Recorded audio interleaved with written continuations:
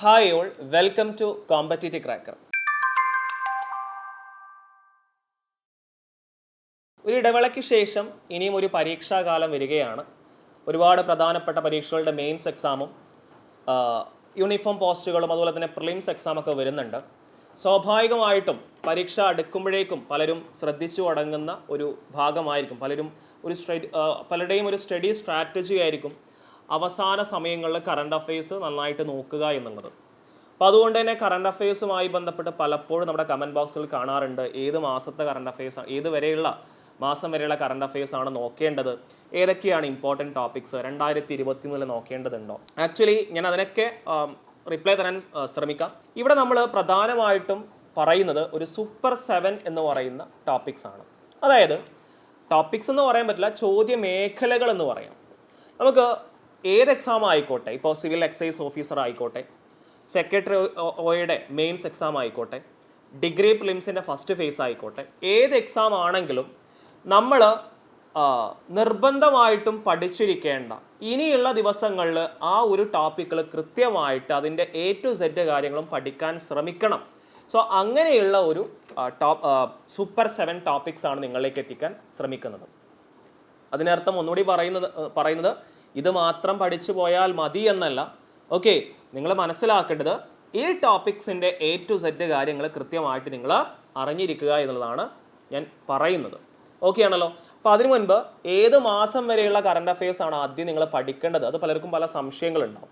So എനിക്ക് പറയാനുള്ളത്, ഇപ്പോൾ 2024 മെയിലാണ് എക്സാം നടക്കുന്ന 25-ലാണ് എക്സാം നടക്കുന്നതെങ്കിൽ നിങ്ങൾ 2025 മാർച്ച് 31 വരെയുള്ള കറണ്ട് അഫയേഴ്സ് എങ്കിലും അറ്റ്ലീസ്റ്റ്, അല്ലെങ്കിൽ ഒരു ഏപ്രിൽ 10 2025 ഏപ്രിൽ 10 വരെയുള്ള കറണ്ട് അഫയേഴ്സ് എങ്കിലും അറ്റ്ലീസ്റ്റ് നിങ്ങൾ എന്ത് ചെയ്യുക, പഠിക്കാൻ ശ്രമിക്കുക എന്നുള്ളതാണ് നിങ്ങൾ നോക്കേണ്ടത്.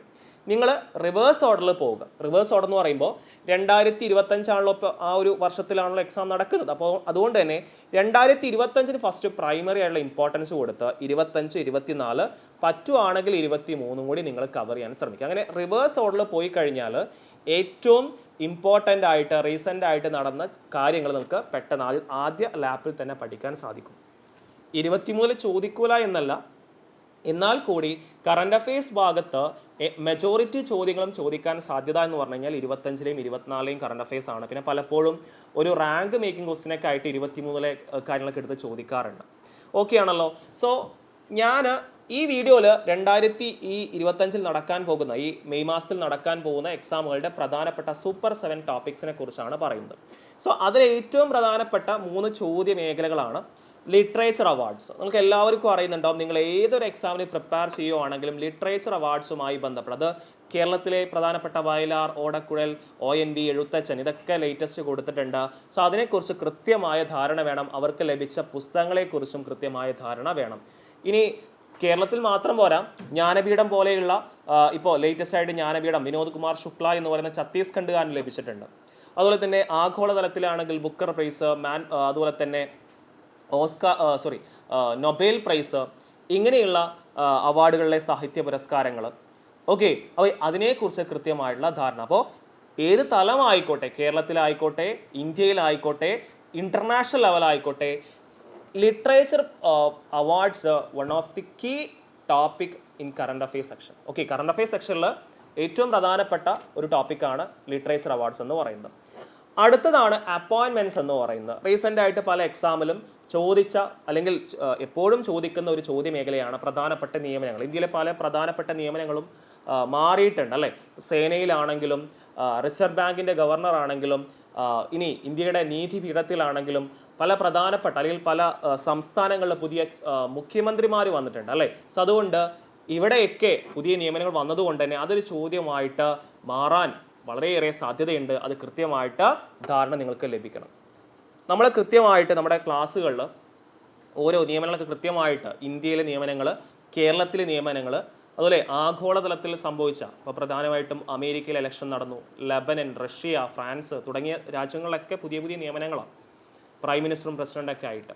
സോ അതുകൊണ്ട് കൃത്യമായിട്ട് അതിനെക്കുറിച്ചൊരു ധാരണ നമ്മുടെ ക്ലാസ്സുകൾ അങ്ങനെയാണ് എടുക്കുന്നത്. കേരളം, ഇന്ത്യ, വേൾഡ്, ഇങ്ങനെ നമ്മൾ സെക്ഷൻ വൈസ് പഠിക്കുമ്പോൾ പഠിക്കുന്നൊരു ഓർഡർ ഉണ്ടാവും, നല്ല രീതിയിൽ പഠിക്കാൻ സാധിക്കും. സോ നിയമനങ്ങളെക്കുറിച്ച് കൃത്യമായൊരു ധാരണ നിങ്ങൾക്ക് വേണം. അടുത്തതാണ് ഹോസ്റ്റ്, വേദികൾ. ഇപ്പോൾ 2025 പ്രിലിംസ് എക്സാമുകൾ 10th പ്രിലിംസ് എക്സാമാണ് നടന്നിട്ടുള്ളത്. സോ അതിൽ ഹോസ്റ്റുകൾ റിപ്പീറ്റഡ് ആയിട്ട് ചോദിച്ചിട്ടുണ്ട്. പ്രധാനമായിട്ടും ബ്രിക്സ്, അതുപോലെ തന്നെ കോപ്പ്, കാലാവസ്ഥ ഉച്ചകോടി, G20, G7 തുടങ്ങിയ വേദികളെക്കുറിച്ച്, പ്രധാനപ്പെട്ട ഇവൻറ്റുകളെക്കുറിച്ച്, ഒളിമ്പിക്സ് പോലെ, ചാമ്പ്യൻസ് ട്രോഫി പോലെ. ഇപ്പോൾ ചാമ്പ്യൻസ് ട്രോഫി പാകിസ്ഥാനിൽ നടന്നു, പാകിസ്ഥാനിലും ദുബായിലുമായിട്ട്. അപ്പോൾ ഇങ്ങനെ പ്രധാനപ്പെട്ട ഇവൻറ്റുകളുടെയും സബ്മിറ്റുകളുടെയും ഹോസ്റ്റുകൾ വളരെ ഇമ്പോർട്ടൻ്റ് ആണ്. അത് ചോദിക്കാൻ സാധ്യതയുള്ള വളരെ പ്രധാനപ്പെട്ട ഒരു ഏരിയ ആണ്. അടുത്താണ് ഓസ്കാർ. ഇപ്പോൾ 2025 ഓസ്കാർ പുരസ്കാരം നൽകി. അനോറ എന്ന് പറയുന്ന ചിത്രമാണ് ഓസ്കാറിൽ ഇത്തവണ മികച്ചു നിന്നത്. പ്രധാനപ്പെട്ട മികച്ച സിനിമ സംവിധായകൻ, മികച്ച നടി തുടങ്ങിയ മേഖലയിലെല്ലാം അനോറ എന്ന് പറയുന്ന ചിത്രം മികച്ചു നിന്നു. അപ്പോൾ അതുകൊണ്ട് ഓസ്കാർ അവാർഡ് വളരെ ഇമ്പോർട്ടൻ്റ് ആണ്.